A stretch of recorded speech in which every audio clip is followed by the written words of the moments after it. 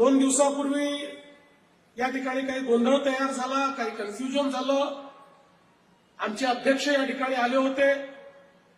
ते बोलत असताना त्यांना त्या ठिकाणी हे सांगायचं होतं की राजकीय दृष्ट्या आपल्याला नवीन रेकॉर्ड तयार करायचा आहे, पण कदाचित त्यांचे शब्द हे चुकीच्या पद्धतीने गेले असतील.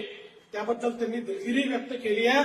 पण मी जाहीरपणे सांगतो, काँग्रेस पक्षाची आमची लढाई असली तरी विलासराव देशमुखांबद्दल आम्हाला नितांत आदर आहे. या महाराष्ट्रातलं एक महत्वाचं नेतृत्व ते.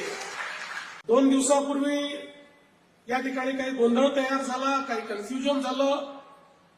आमचे अध्यक्ष या ठिकाणी आले होते.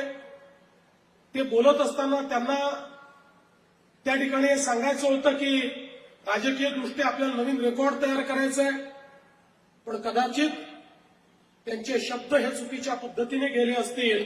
त्याबद्दल त्यांनी दिलगिरी व्यक्त केली आहे. पण मी जाहीरपणे सांगतो, काँग्रेस पक्षाची आमची लढाई असली तरी विलासराव देशमुखांबद्दल आम्हाला नितांत आदर आहे. या महाराष्ट्रातलं एक महत्वाचं नेतृत्व ते.